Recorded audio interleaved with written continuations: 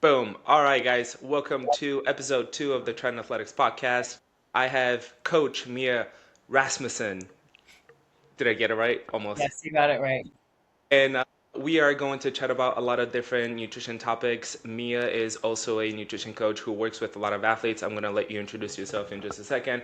But the goal with this podcast and my conversations with different coaches is to bring a lot of the behind the scenes information on training, performance, nutrition, and really kind of give you guys the perspective of a coach and what goes on with our different coaching approaches. So, Mia, introduce yourself. Hey guys, I'm Mia. I am the owner of MCR Nutrition. I am an athlete, past athlete, still trying to be an athlete, being a business owner. We currently work with a lot of demographics from athletes to even just Gen Pop that are working on trying to, you know, get better and healthier and trying to expand from there. Yeah. And we actually met through a mutual social media slash business community, and we found that we have a lot of things in common. And when we go on our each of the social media, we call out a lot of bullshit, and then we basically like team up in the comment sections, and we just kind of start debunking a lot of things for a lot of people. Both we have like a lot of experience with working with Gen Pop and also athletes, like Mia mentioned. And there's just a lot of noise around nutrition, training, and social media could be a really cool place, but it could confuse a lot of people. And for me personally, it's been a lot of like actually uncoaching a lot of things, basically breaking a lot of beliefs first before we actually do any progress forward. And Mia, you can share some of your experience with that as well. Yeah, I think it's a never ending and ever so changing thing about being in this industry, right? Is Yeah. we are going to see endless amounts of different opinions, and some of those opinions might be correct, and a lot of those opinions sadly are incorrect. I think my favorite term usually to use when I'm talking to clients about a lot of the stuff that comes up is understand that there's a lot of fitfluencers out there and a lot of educated professionals that maybe don't have the same followings or outreach that some of these individuals may have, just because it's really, really great marketing and, looks pretty, sounds great, doesn't always mean that it's going to bring all the things that it claims. So it can be really tough for individuals also that are trying to figure out what they should do and what they shouldn't. And when there are so many things just spit out there, I mean, it would be confusing to anyone, let alone, us. We see it all the time. And I can't imagine being someone that didn't have the education that we have and trying to decipher on their own. Yeah, and honestly, the biggest challenge is really what is actual practical advice for real life?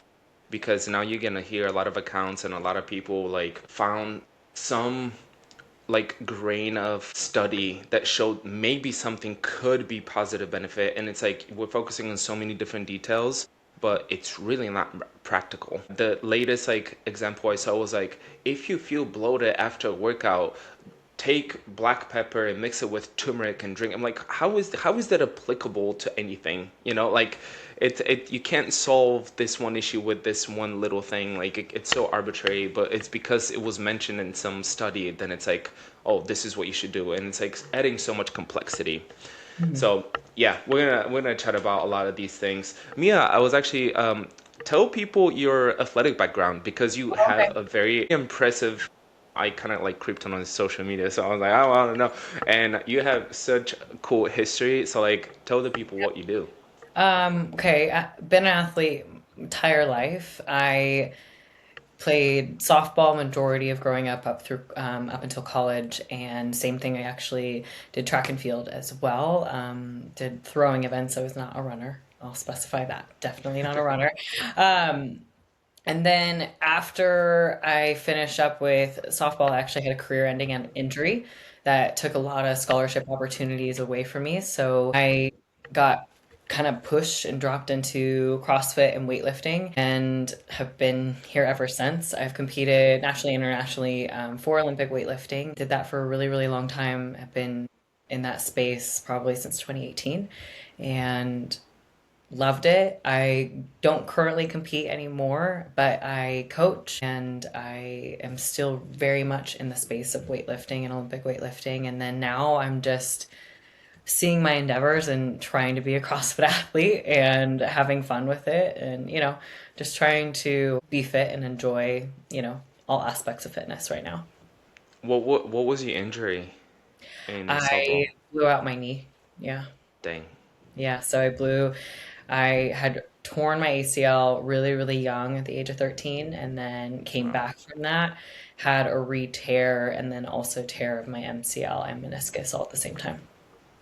I have two sisters, and one of my sisters had like three knee surgeries. Yeah, But it's she's hard. still, they both play softball too, and but they were actually from basketball, which is crazy. But Okay. yeah, wild. Yeah, you guys are pretty tough for coming back and doing weightlifting and CrossFit. She still does CrossFit and loves Yeah. it. She's like, Awesome. feels better doing CrossFit than not doing CrossFit.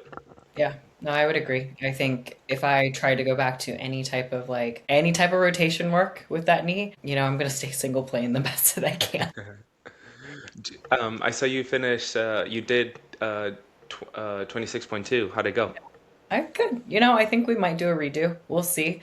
I think I'm notorious for overpacing, and Ah, so we'll see. I finished sub 12. I was happy with that, but nice, I think at the same time, I think there's a lot of room for improvement too.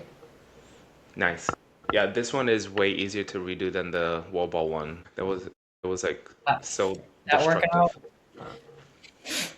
God, that I hated. Last week I was a different mentality. That is for sure. If you ask me Yeah, about for that. sure. All right, we're gonna get into our first topic, and I'm gonna share my screen here in a second.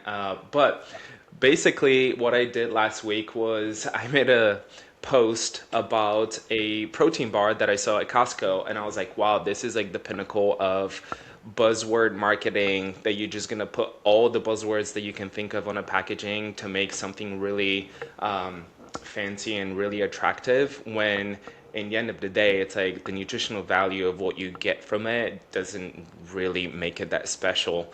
And I'm gonna share this because Mia and I went in the comments and all right, so here it is. Boom. Okay, so this is a Jimmy bar, and this is what it started with. The packaging says creatine functional protein bar, and it's like, wow, not only that it's a protein bar, now we made it functional somehow because functional sounds really cool. And then you have this big creatine, title on it, and it's like, what can you add to make it? What else can you add to make it even better? And so I posted it. I tagged Jimmy Barr, and they went in the comments. Surprisingly, I was like, "Wow, they are okay. They're responding." Yeah. And Mia also commented. So they actually started approaching both of us, and very funny. Like they were like, "You guys don't know anything about our company. How about we send you a box before you judge us?" And I wanted to make the point that I'm not judging them on flavor. I Mm-mm. They can taste really good. Yeah. What I'm judging them, it was based on their approach of marketing something to the population, general population, and it's just the use of words, buzzwords, without actually having the backing of what they're actually going after, right? So the first thing they said is, "We are sorry this bar isn't for you. It's super tasty and great alternative to take creatine." And I was like, again, I didn't say anything about taste, and I'm not saying anything against taking creatine. Both of us can definitely agree that we will recommend taking creatine. Now, is it the way I will recommend someone taking creatine? No, just because it's 220 calories, you can take creatine for 0 calories too. So Yeah. It's that would, yeah, go for it. So Mia also commented, so they approached her and like, Mia, I want you to tell everyone what they actually did and where this process is at the moment. uh, well, so first when we were talking about this, I saw that they had reached out, and I assumed they had reached out to you as well. And I sent you a screenshot of the initial message that Yeah. they had sent me asking to do paid posts on their product that I have one never had, and two, I'm like. listen, like I'm educated, I run my business. You want me to just, you want to pay for a post of something that I've never had and I want to push that out to my clients. Sure, let's do that. Yeah, no. Yeah. I politely declined and I said that, I'm not willing to promote or push anything, especially for paid posts. And then they were like, especially I mentioned, I was like, I'm not also going to promote anything that I've never tried. And then they're like, let us send stuff, blah, blah, blah, blah. And they are currently going to send their products out. So we will see. Maybe they are great in the aspects of taste. Is this something that I would go and say that this is probably, an equivocal option for a good protein bar or snack? Probably not. No, not based off of calories, macro profiles, and ingredients that are in it. Yeah. I would say that this is probably, you know, like exactly you said. Creatine has been now pushed out a lot more, which is good, but we're going to probably see this more and more and more of just companies that are going to be pushing out, hey, this product has creatine in it, and all of these things, like you should take it, and all this. Like, okay, cool. 20 grams of protein, there's 230 grams of calories. I'm sorry.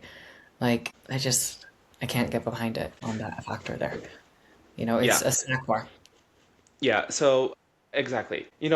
People seem to be really nice, and even in the second comment, Jim, I think it's the owner. Yeah. It's Jim and Nettie, and it says, "This is Jim. To answer your question, functional means that there are ingredients in the bar that do something above and beyond tasting good." And again, we're not basing our opinions on taste. Like, I want to really separate our like personal opinions, whatever that is, but really to look at like if you were to make the decision to get this bar, what do you actually get from it? And is this something that we would recommend as if your main goal is to increase your protein? Is Mhm. this something that is going to satisfy your protein goal and it's going to help you get more protein? Or is it something that is costing you a lot of calories for a lot of bunch of nothing, right? Yeah. And you already mentioned that it's like, okay, we get 20 grams of protein, but it's also 230 calories. I would say usually when I recommend things for people to people to look at is you take the protein Yeah. grams, you times that by 10, so it gives you 200. So 200 is less than 230, which means Yeah. that it's just like how much protein you get per calories is just not enough protein to really make it a high protein food. Just because a cup of Greek yogurt or just those Oikos Greek yogurts, you get 15 grams of protein just for like about 100 calories. So for that, if your ultimate goal is to increase your protein intake, that is a very expensive way from a Correct. caloric standpoint to increase your protein. And a lot of people, I mean, take an average, 5'4", 5'2" woman, you don't have tons of calories to play with, right? So like it really does matter in the end of the day of like making those better choices to where yes, you're getting enough protein and you still have room for other things. Otherwise, one protein bar could take up a lot of your caloric needs. And I think another thing too, like you said, of, yes, obviously it can be expensive in the aspects of the calorie intake that you're having. I think another thing too, and I talk with clients about this all the time, is one, buzz marketing, these products, but it's also the price. Like quite Yes. literally how we are budgeting and what you are paying for, right? Because we don't live in the most accessible economy. And I think all of us can agree and understand that. And for me, for a lot of my clients that we worked on, I'm not anti protein bars, right? I have them. Oh yeah. Everybody has them. It works, especially if we are busy individuals. It's not something that we should rely on, of course, but it's also something too that if you are in between, using your example, buying a Costco size pack of yogurt compared to, these protein bars, and you're looking at it and be like, well, this is my budget. I'm going to put the yogurt back. I'd be screaming inside. I'd be like, no, no, no, no, no, please, like stick with this one, right? And I think there's a balance and there's room for each of those items. But when it comes to just general simplicity, we want to try and find things that, I think that's like my favorite thing. Like when people say, like, oh, health and fitness is so expensive. I'm like, yeah, it's so expensive because of products like this. And Yep. that's what we believe is health and fitness. And, I see it every day, even in my own family, right? And I think you Yes. probably as Yep. well. I'm like, oh, look at this protein bar, right? And I'm like, yeah, I mean, sure, Yeah. that's okay. Yeah. Yeah. So, I mean, so this is, yeah, like the nutrition side of it, right? My biggest issue with all of this is that you're going to have a lot of brands who are going to, like you said, be using a lot of the buzzwords now and the push for, more creatine, for the push for more protein, which is all great. Hmm. However, people want to see this and it's like, oh, they put creatine in this bar. Oh, I'll get creatine from it as well. And it's like, again, there's one way cheaper way. And two, when we talk about creatine, like another thing that people need to understand is just like overall quality and being able to absorb it, right? Like creatine, taking creatine monohydrate, which is the simplest form of creatine, make sure that it just dissolves really well in whatever you're going to drink it. Yep. That's the best way to get it in your body, and it's the cheapest again. So when we read this comment from Jim, and it's like, for example, creatine supports muscle growth and recovery as well as brain benefits. Like that's 100% correct. Like I'm not arguing with any of that, but the fact that you can just make a packaging and say that each bar has 5 grams of creatine, how do we even know? Like Yeah, you I just think, I mean, don't like, know. where does creatine, like, I can't see it, but like, where is creatine on the ingredient list? Like, how far deep is it, right? Yeah, here, let me see.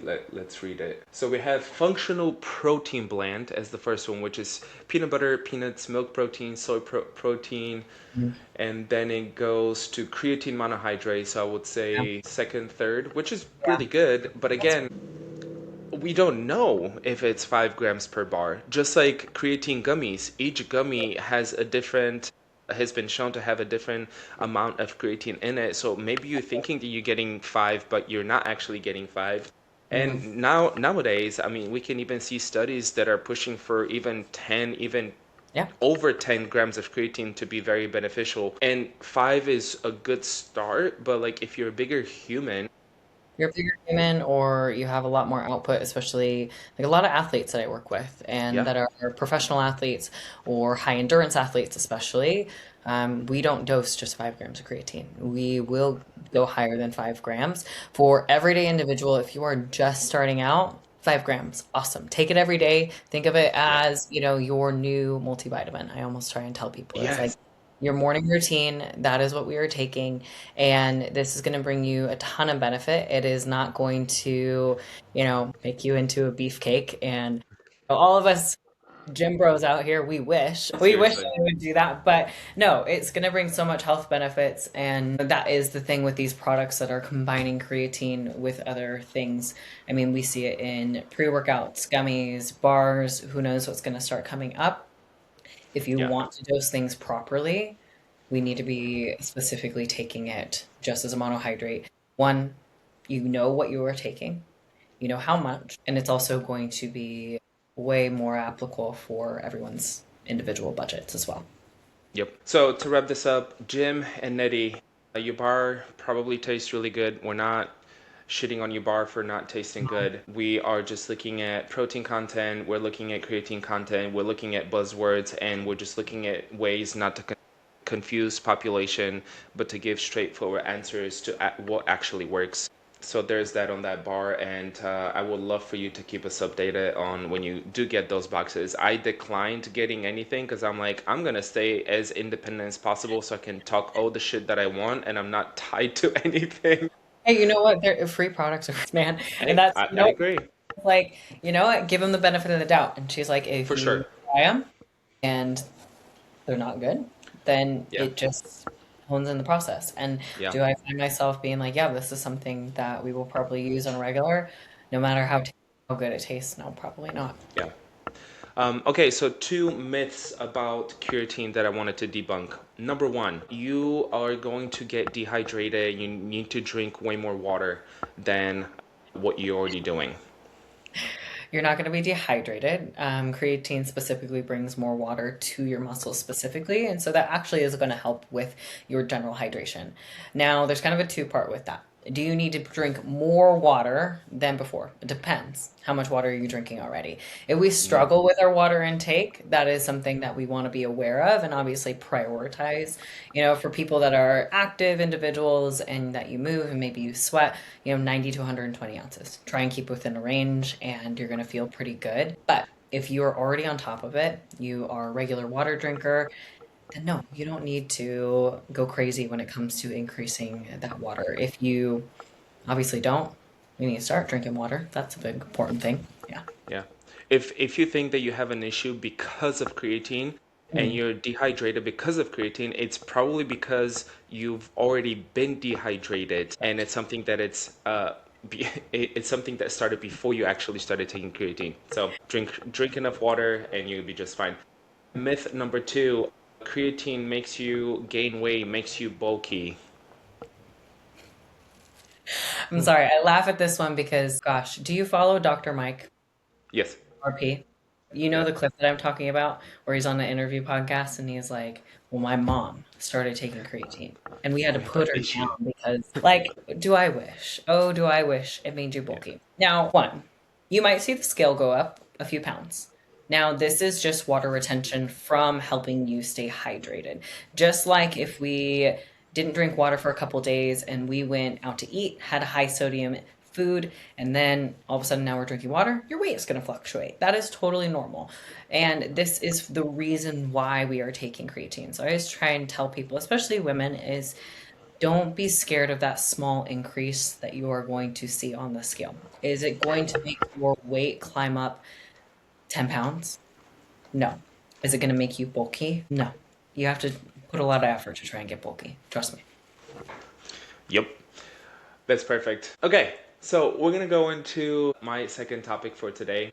This is, again, through my walks through Costco, is something that I've been realizing more and more. But high protein is the new low fat era. We're in like the high protein era. And again, when you start walking through the grocery aisles and you start noticing the marketing around things and everything is like high protein, high protein, high protein, protein cereal, protein pop tart, protein donut, protein bread, protein chicken, which is the newest thing I saw, and I was like, Actually, sorry, I forgot to add more protein to my chicken. So it's like everything is protein, protein, protein. And sure, for a long time, I think there was the need and opportunity for people to start focusing on protein, and there's a lot of health benefits to that. And of course, food marketing recognized this, and now it's like this is what we're going to market, and this is what is going to make a lot of money. So like back in the day, it used to be the low fat marketing. Everything was low fat this, low fat that, and now it's just the same cycle, just different wording, and it's high protein. I wanted to talk about this because when people go to a grocery store, now because we know that it's like more protein is good, and we're yeah. looking at different alternatives, and it's like, well, do I get the regular bag of chips or do I get the high protein bag of chips? And of course, because it says high protein, we think that this is something that it's better for us, it's going to give us more nutrition, and it's going to give us more health benefits in general, which in the end of the day we know that the extra like 6 to 8 grams of protein is not going to move the needle that much for you. It's the overall nutrition, and when you look at the packaging, when you look at the total caloric intake that you get from it, it's all basically very similar. The protein Reese's peanut butter cup is the same as the regular Reese's peanut butter cup, almost, right? So I wanted to get your opinion on this and your Yeah. experiences with people's journeys and confusion. Absolutely. So you're 100% correct. We're going to see now, just in the generation that we are in, right? Protein has now become a little bit more common for the sense of being good for you, which it is. That's what we want to prioritize. But I will say that, for some reason right now, particular product that's coming to mind, yeah, no kidding, all of the things is the new, and of course it's connected to a Kardashian, of course, the Chloe Cloud popcorn. And they are marketing it with 4 whole grams of protein per serving. Now, if Protein. we pulled up, say, particularly, I really like the Lesser Evil brand's popcorn. and or 7 grams of protein, whatever it might be, Yeah. right? If we pulled up to another protein, or just a regular protein, popcorn, excuse me, What is you would this? probably find that there's about maybe 4 grams. So I'm sorry, like a 3 gram Yeah. difference. And what are the ingredients? I think that's a big thing too, that people need to understand that, there's different levels and quality of food. Is there a good or a bad food? No. But we got to understand, like, where's the protein coming from? Is this going to be the most beneficial for you? And in my opinion, if you're wanting popcorn, just have fucking popcorn. Don't have protein popcorn. I'm sorry, excuse my language, but No, I no, mean, you're good. it is ridiculous when we see these things. Or, the caloric profiles of the protein Pop Tarts, for example. Like, yeah, there's protein in it. Like, that's great. I don't know. Like, is that your personal first choice that you're going down? Is it Yeah. great for people that are going through weight loss journeys and deficits that are really trying to hone in on working on balancing? Yes, I'm not Yeah. anti these products, but there is an overload of this that Yeah. can be very confusing for individuals. And there's not enough clarity of, like, well, these things have protein in it, so that must mean that it is, a higher quality version. So that must make it better. Yeah, I agree with all that. And I think the biggest thing is that people need to ask better questions when it comes to these decisions. For example, like, what are you trying to get out of this particular food? Mhm. Like, if you're going to buy protein popcorn because of the protein content, well, guess what? Like, this is not a food that is going to give you a lot of protein. If you're going to go for protein, there are other options that are going to serve that particular need way better. If Yeah. you want popcorn, like you said, have popcorn for the sake of having popcorn. This will give you good carbohydrates and tons of fiber. Like popcorn has so much fiber. So Yeah. like we don't need to re-engineer what this food might serve you with, right? Mhm. Popcorn is going to give you carbohydrates and fiber. Eat the popcorn for that and because you enjoy it, not for Mhm. the protein. If you're gonna eat a Pop Tart, eat the Pop Tart because you're going to enjoy the taste of the Pop Tart. Yes, it's gonna give you more carbohydrates and whatever. If you're gonna use it for training, perfect. That's what is going to serve you, right? So, like, if you're going for protein, well, lean into the protein sources that are already out there. It's gonna give you good amount of protein for you're gonna eat. Probably is gonna be way cheaper than clout Right. protein popcorn, right? So, what is this food actually going to do for you is a better question than, well, how much protein I'm going to get from this bag of popcorn. It's really not that significant. Yeah. I think that's the biggest thing is understand quality sources compared to marketed sources, Hmm. right? Quality sources, and keep it simple, right?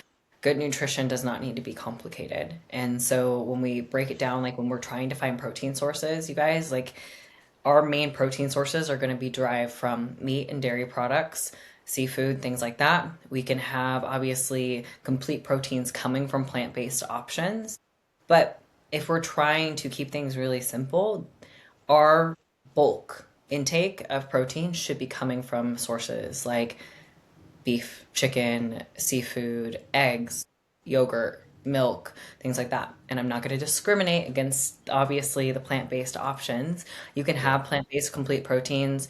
It's going to be a little bit more calorically dense, and you can work yeah, with somebody to help you through those. yeah, If we're trying to hit our protein goals through the types of foods that we were talking about that are, you know, popcorn or snack foods and things like that that have introduced protein, it's going to be 10 times harder, and you're probably going to end up going over that caloric amount that you're trying to shoot for as well. yeah.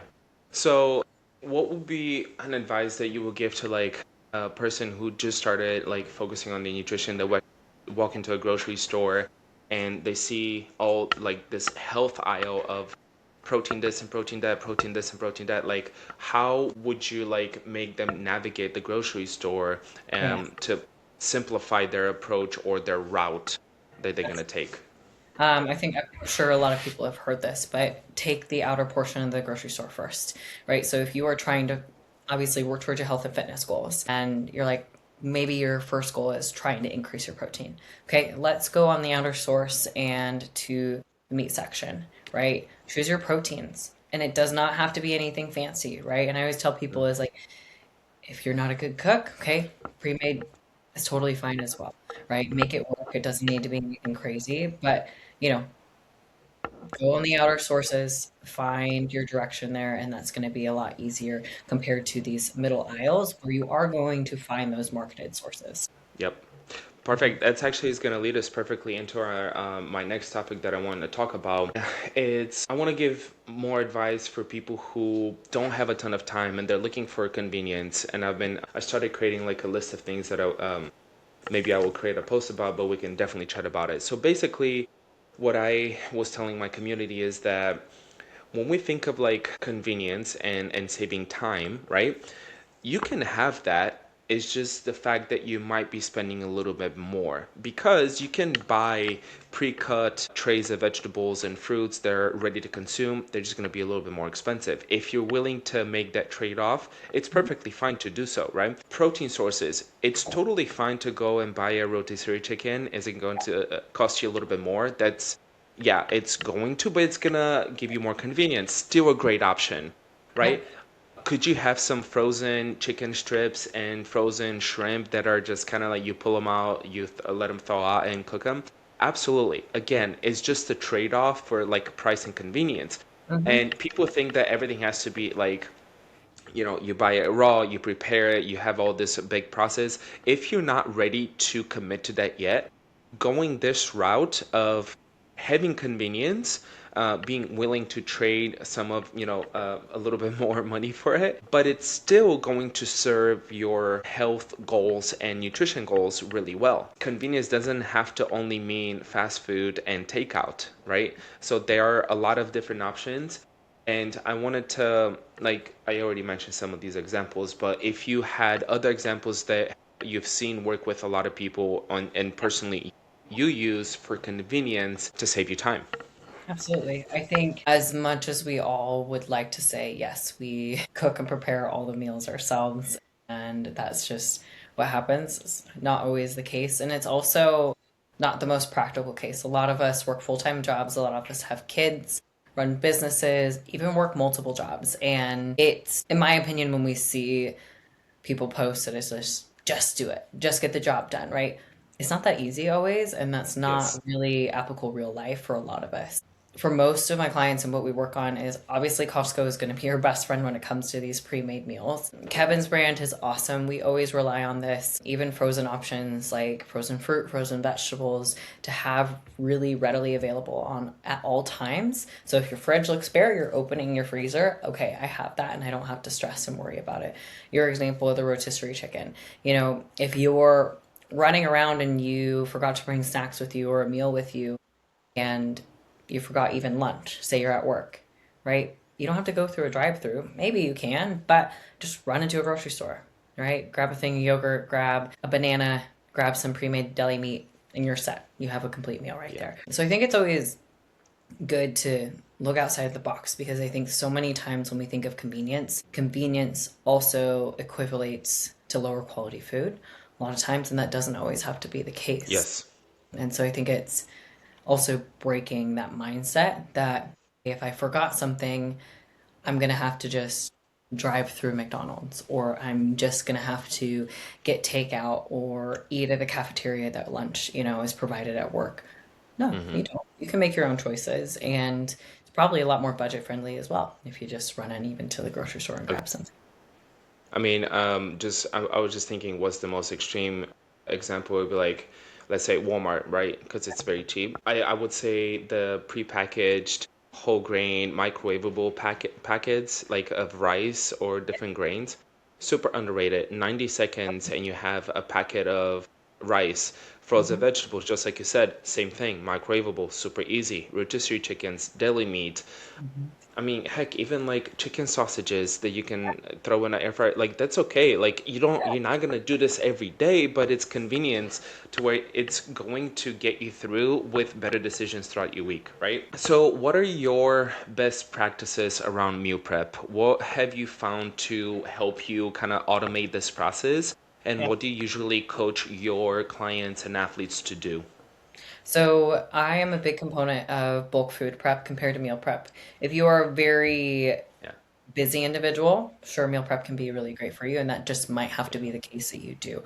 In my opinion, that can be really overwhelming, especially for people that are just starting out or we're still trying to figure out, or maybe like a lot of us, every single day looks a little different. And so that's a little hard to plan out every single day. And at least for me, I know that's a little too monotonous and I don't want that. So we do bulk food prep. I usually tell people is think about how we break down a meal. Right. I recommend breaking down meals in a complete meal concept. So we're always looking for protein source, carb source, fat source, and then throwing in some type of fiber if that's a fruit or a vegetable. Yep. So when you are meal prepping and doing your food prep for the week, we break that down. I usually recommend trying to find three main protein sources that you're going to have for your week, and then two main carb sources, and then a few fiber sources thrown in there. The nice thing about this is you can have these all prepped and you can plug and play for your meals. And so that can help with variety, that can help with the monotonous that meal prep sometimes throws at us of having the same damn thing every single day for, a week straight. And I did that. We've all probably done it. Yeah. And this is 10 times better. And the ease of it also is 10 times better as well. Yep. You can just weigh it out, and what you need is already there in the fridge. That's exactly what I recommend to pretty much everyone. It is so simple and it's so easy. Yeah. And the biggest thing I think people are afraid of, like, oh, this is going to be such boring and bland food, which is not true. Once you just have the main components, you can season things, you can add sauces, you can make it very flavorful, you can make it very interesting, you can make it very fun. So don't think that simplicity is going to lead to boring food. Yeah, exactly. Simple as that. Cool.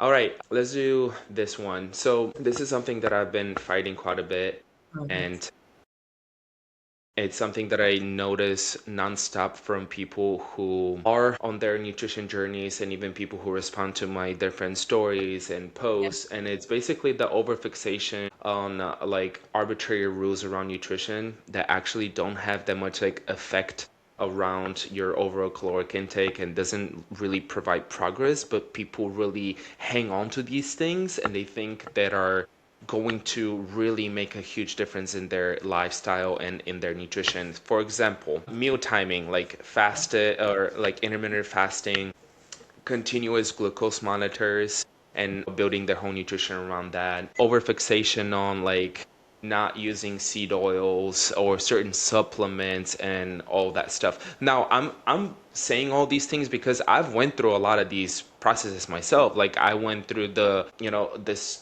phase of like eliminating all seed oils, and it was just like, oh, like you can't have these and this and this, and like, so I've went through a phase of like I was scared of eating a banana because of glucose Mhm. spikes and all that. So like I've went through it myself throughout the years, obviously way more educated and have way more knowledge of what is actually going to move the needle. But the overfixation around rules that we put around nutrition and how much do they actually going to improve your lifestyle and versus what is actually going to drive the needle for each person, if that Yeah. makes sense. Absolutely. I think Yeah. that we're going to see endless amounts of do this, do that rules, or this is how I got here. So this must mean that this is how you are going to do it. Or a lot of people that start businesses or programs that got to the results one way, and that is the only way that they are going to teach you. Yes. And here's the deal: nutrition is not a copy and paste. Nutrition and your health is also not a copy and paste. And so, what may work for one individual might not work for you. And what you might do for your nutrition might not work for me, and vice versa. Right. And so, when we think about this, like meal timing, intermittent fasting, in the concept of where this comes from, of restricting daily food intake to promote a caloric deficit in a day's time. For some individuals, sure, maybe that does help. For individuals that are just trying to learn how to properly fuel themselves and learn how to have a sustainable approach, that is a big thing that we work on at my company, and how we promote is obviously high performance for life, but also when we talk about nutrition for life, we are talking about sustainable approaches that you can do the rest of your life. In my opinion, I don't really want to intermittent fast the rest of my life, and I want to be able to get up and go out to breakfast with my partner. Or if I'm traveling, be able to go and enjoy some foods that maybe I've never had, but it's not in my timing window. If we're trying to lose weight, if we are trying to achieve fat loss, a controlled caloric deficit is what's going to help you get there. It doesn't matter what time that you might be eating throughout the day, as Yeah. long as our 24-hour period is within that caloric deficit. Yeah. I think it's very attractive for people to kind of latch onto things like this because they're very simple. It's like, oh, this is one simple rule that I need to follow. However, the issue that a lot of these different diets and rules around nutrition is that they're not really controlling the actual thing that is going to control their weight or control their progress, Correct. which is first quantity of your intake, Mhm. right? Then we're going to look into your macro breakdown and how you're feeling for whatever you're doing. However, a lot of those things don't primarily and directly control the quantity. You No, can do intermittent fasting and you can still be overeating calories within your eating window and not see progress whatsoever. absolutely. I think sometimes when people intermittent fast is especially when they have the really, really short time windows. And what I've noticed is they just pack calories in, and Yeah. it almost becomes a little bit of a leeway and a short leash to be able to Yeah. kind of have some lower quality foods more often. And well, it's okay, I'm intermittent fasting, right? And Yeah. oh, it won't affect me, I'm intermittent fasting, and I think all of these buzz diet terms and things like that are going to be around forever, like you and I both know. But again, like, are you going to do keto the rest of your life? Are you going to intermittent fast the rest of your life? Are you going to, I don't know, even the diets that send you the diet food? Is that Yeah. sustainable? Is that teaching you Yeah. lifelong approaches? No, it's Yeah. not. And, you know, I'm never going to shame somebody for trying to do that in the past when you have a goal of weight loss. Yeah. But so many of these programs are market schemes Yes. or, you know, do this one program. This is how I got here. Here, give me, $5,000. Yeah. Boom, and you'll get these results. It's not good. Yeah. Um, by the way, I Yeah, through college, I played collegiate baseball and yeah, I did fasting. I was trying to fast because that was like the thing, right? yeah, And I didn't know any better. I didn't have any guidance. And guess what? I came out of it with like such a broken relationship with food yeah. because of all the rules that I was putting around my nutrition. At the Mhm. same time, I'm trying to perform as an athlete. We have, Yeah, weightlifting and we have 2 to 3 hour long practices on top of like school, and I was putting so many rules around my nutrition just because I wanted to look a certain way. yeah. And for me, that led to a very broken relationship with food. Mhm. And it took years. I mean, I started working with nutrition coach as well. Like that was the one thing that really got me out of it is and improved my nutrition with food. But when I'm talking about all these things, I've done them. I've been there and I know how I felt as well. So it's like you and I are both not shaming people that are going through it. We've No, been through it. We've seen it. We've done all these things and we've learned. So now we want to coach it to other people. And that's the claims that people make with fasting, I think they're a little way over the top of like the regeneration of cells and all this. It's like, well, none of this is actually measured. Like there's again a lot of buzzwords around that. None of it is really measured. How do you actually track that? How do you know that your cells have regenerated? So those are claims that people make and they don't really know where they come from. And again, if you, yeah, go for it. no. I think it's just the same thing of profession professionals. I need to use that, professionals in this space, Yeah. um, right? Maybe they don't have a degree or certifications or background in any of it, but they were an athlete or they Yes. were whatever it is, right? It's like just because you were a good athlete or just because you have an amazing physique does not mean that that is just going to magically appear for every individual. And more than likely, a lot of these people do not realize that the general population are a lot more complex than athletes, Yeah. and it looks so different. And I just hate, I can talk about it for hours on just how, we see these different professionals, like, for example, and you work with athletes as well. And this, the even what you were saying, and the relationship with food and seeing these never ending kind of routes that you can go, right? Fat loss, do this, be the thinnest version of yourself for female athletes, right? Or, you know, the other side of it for like you're a high level collegiate athlete and you're like, I'm gonna just not eat half the day, and it didn't click, and that's okay. Like, so many young athletes don't know. Yeah. And I think that's obviously like a big reason why we're here is like, listen, like, don't make the mistakes that we did, right? I had such a poor relationship with food. I starved myself. I gave myself a binge eating disorder. I had to go through active programs to repair my relationship with food while I was studying nutrition. So I need Yeah. people to understand that, like, we're not perfect. The No. individuals that are in this space is we're learning from our own mistakes even while Yeah. learning what we're supposed to be doing. And it's a bigger feat to try and obviously battle yourself, let alone tell other people what you should be doing. And, we have to lead by example. Yes. And a lot of these people that are maybe pushing for all the buzz diets, carnivore, keto, like intermittent fasting, these things, I think we've seen over time, luckily, with social medias, a lot of them don't even do it anymore. Or they're Yeah. not promoting it, right? They might get their start with this, but then they're realizing, I'm getting adverse health effects, Yeah. or this isn't sustainable. Like, I can't go and be with my family or do certain things. And I mean, that's what nutrition is about. It's about getting to goals, but it's also being able to live life. And you should be able to do all those things. Yeah. Yeah, I would say two things to that. So, number one, when we are looking, usually in general, people look for nutrition coaching. I would say if someone is selling one way, I would just run away Yeah. because, like you said, everyone is so different. And if you're just putting everyone in the same approach of like, only do this and only do that, or Yeah. we never track macros, or we only track macros, whatever that is, whatever marketing approach that you pick and you go after and is the only way, that Yeah. does not fit every person. Don't accept, like, don't think that because it's very popular it's going to really help you. Mhm. And number two, nutrition coaching, like you said, like both of us have had a history with nutrition. We have empathy, and it's not just telling people what to eat and how much to eat.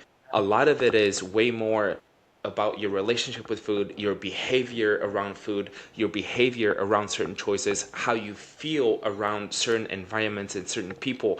That's the relationship that we coach way more, rather than just giving people macro targets and checking in if you're hitting them or not. Like, Gosh. you Yeah. can use AI for that stuff. Like, don't hire me for that. But No, if you're really going to, yeah, if you are really going to want to change your whole lifestyle for the rest of your life, then yes, we can help you with that. That's what we do. So, exactly. I mean, it is. We would run $1 million businesses if it was just, right. here's the macros, best of luck. And I think a lot of people probably have experience with that when they see the Yeah. term macros and they don't understand really what that is. Let's see, I've noticed Yeah. that as of late with some of the new individuals that we've brought onto our program is they view as macros as a diet type. And I try and always explain to people that yes, we can track our macronutrients to understand what your overall intake looks like and the breakdown of what you might be needing. But it is not a diet type. We're not going to track our macros the rest of our lives. And it's one of those that it is not just a diet. And I'm not going to sit here and you're not going to pay me money. And here are some numbers, fill these in, you'll do great. That's not how it's going to Yeah. go. Yeah. Okay, one last topic here that I wanted to touch because I saw that you're also really passionate about it, and this is specifically more for athletes and honestly, whoever's training, it probably can relate to this, but it's fasted training or fasted weightlifting, whatever you do. So I just wanted to get your take on that. My opinion on it, Yes. Fire. that it is absolutely bullshit. No athlete should be training fasted, in my opinion. No matter if you are a part of the 5 a.m. club or the 5 p.m. club, you need to have fuel in your system to be training. And I will die on that. I always tell people is we need to be fueling our body for performance and recovery, especially you athletes that are in the CrossFit and weightlifting space. Is here's the deal. We might wake up really early, we might go in training, we might fit it in, and all of us can relate. We don't really want to have a meal, but you need to get something in, right? You are doing yourself a disservice of training fasted. Yep. So what would a 5 a.m. person could do before? Obviously, it's like you wake up probably, 30 or 40 minutes before you have to go work out. And obviously, that's not a ton of time, and you probably don't feel like eating yet. But what could they do? Absolutely. Biggest thing that we want to think about, no matter if you're at 5 a.m. or if you are training at 5 p.m., is we want to prioritize simple carbohydrates close to your training windows. And so with 5 a.m. crew, this is where we are grabbing something as simple as like, a small applesauce pack or a pack of, fruit snacks. You're doing a rice cake. It does not need to be something really big. It can be pretty simple, but we do want to have a little bit of something in your system before you're going and taking class or training at that time, especially. Yeah. What about people who, let's say, they're not training super early, but they're in the camp of like, I could never eat breakfast, so I wait and eat way like a brunch or a lunch. That's my first meal because I just don't feel like eating breakfast. Yeah, that is a tough one. I think there's a lot of us out there that wake up and we don't have a ton of appetite. And this is where I'd recommend that even if maybe your main meal breakfast is going to be later in the morning, I still want you having something a little bit in the beginning of your day. So if that is like a lot of tips and tricks that I've done with clients is okay, you're having water in your coffee in the morning, you know, do some type of, I mean, I know I'll get backlash for this, but it's like have a calorically dense creamer in your coffee and get some calories in, or have a piece of toast with jam on it. It doesn't need to be anything crazy. You don't have to have these big meals. I have an weightlifter that has worked with me for years, and she was very similar.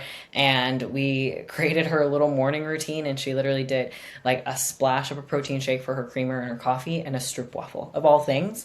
But Yeah. it got calories in her system right away. And one thing that people don't realize is this also can help with creating routine with your appetites as well. Is your body does adapt to routine. And so if Yes. you start to introduce calories earlier in the day, you naturally are going to start wanting to eat and have a little bit more of an appetite at that front part of your day compared to just having, right, obviously fasting till maybe 11 a.m. or noon. Yeah. And that's just when your appetite naturally redirects. You can 100% train your timing for when you feel hungry. It just takes a little bit of time. It's going to Absolutely. take time to adapt, but it could definitely work in your favor. You just have to give it enough time to actually for your body to understand that it could use those nutrients for those times. And one more point to make to this, the people are like, "Oh, I never feel hungry in the morning." What usually happens is you get into the cycle of I never feel hungry in the morning. So now all of a sudden you get most of your calories later in the day, and now like we have like let's say 1,000 calories from like 5 to like 9 p.m. Well, of Yeah. course you're not gonna feel hungry in the morning, right? So like it's gonna take time to shift your schedule around a little bit. But think of like people's day, and this is what I tell people. Well, think of how much more active you are throughout your day versus in the end of the day and then early morning. Hmm. Because if you shift your schedule around your meals and really front load your day with more calories, more nutrition, not only your body is going to be functioning at a higher level just because it has more nutrients, but Yep. it will naturally start like your calories are gonna and your meals are gonna just become smaller towards the night, and which is probably preferable. You're gonna sleep a little bit better, you're gonna digest food a little bit better because you're way less active towards the end of the day. Now you're Yep. gonna focus on good sleep, and then you wake up and you have appetite, you're hungry, and your day is just gonna feel much more energized. But a lot of people, I don't think they notice this pattern, and I think this is why like working with someone from the outside can notice this for you help you start shifting a little bit. And just like you said, it doesn't have to be anything complex. It could be like very simple things that you start adding in the morning, and all of a sudden you adapt to it, and things start improving over time. Okay, Mia, what would you say is like realistic time frame for someone to start nutrition coaching and start actually seeing some results? Okay. Realistic time frame. Oh, this is a little bit of an open-ended. I want to get Yes. specific then. What are their goals? New person, maybe they're new to CrossFit and then they've decided that they want to have like better body composition. Great. Cool. I think a couple things we have to understand is, let's just say for a performance standard, if you're coming and working with us and you're wanting to see results, a month of consistency with eating enough, you're going to start to feel it. You're going to probably have a little bit better energy, right? But it takes time. If we are all being completely honest, most clients don't get the hang of things and all the things in a month. And also Right. in our program, we don't throw all the things and everything at you in the first month. Most people that come with us have not been eating enough. And so we do have to work on, like we just were talking about, working on developing routines and habits that are going to allow you to eat enough. With goals and getting to your end goal with something like that, my clients have been working with me for 2+ years, and Yeah. we're still working towards them. Do they start to see improvements and start to see those changes as we're working together over, say, even just a year's time? Absolutely. But here's the deal: goals keep progressing. We start to get really nitty gritty with a lot of the specifics that we do in their protocols, and it changes. And so I think for me, in my opinion, it's going to be different for every individual, but I will promise you, you're not going to see like an instantaneous result in just 60 days. That, you Yeah. come and work with someone. And I think that's another ripe that I can get on, influencer programs is come sign on for 8 weeks and you're going to Yeah. lose 10 pounds or 15 pounds in 8 weeks. By doing what? Is my opinion. Like, are you going to be starving yourself and feeling Yeah. miserable? Probably. Yeah, that work, that marketing strategy worked like in the early 2000s, and Yeah. it's crazy that we still see it around. It's like if you are 30 years old and you want to lose 30 pounds and you're this and like come do this program for 8 weeks, and it's like Absolutely not. No, I no, mean, and bro, there's a no. reason, like, for our program and for our business, the lowest time frame sign on that you have to do with a minimum is 6 months. Our minimum time on is six Yeah, months. And I am adamant about that. yeah, Oh, and sometimes that's a little uncomfortable for people because they view 6 months as a long time. But in retrospect, when it comes to health and fitness, 6 months isn't very long. And I will always be yes, transparent and honest with that. We will see results and changes, but you know, we have to commit for a long term, for longevity as well. yes. Cool, awesome. All right, what's your favorite CrossFit movement? Gosh, anything with the barbell. That's the weightlifter in me. Give me a heavy snatch, give me a heavy, like anything overhead. I'm happy What's with it. your lifetime PR in snatch and clean and jerk? Oh gosh, well, this was when I was like a heavyweight. When I competed, I trained around like 76 to 78 kilos, so I was a lot thicker back then. But I've snatched 100 and then I clean and jerked 128. So, Wow.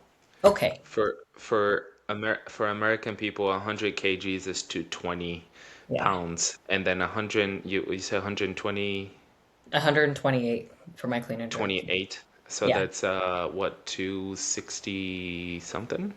Two Um, okay. 120 is 265 or something like that, I think. Oh, I'm not that's even sure. more. Hold Maybe. on. I could be totally off. We need to know. We need to know.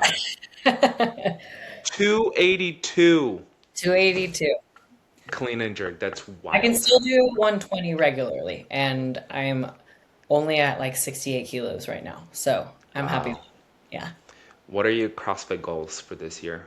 Goals, have fun. I don't want no Nice. pressure. Love Have it. fun. What are your favorite pre and post workout meals or snacks? Ooh.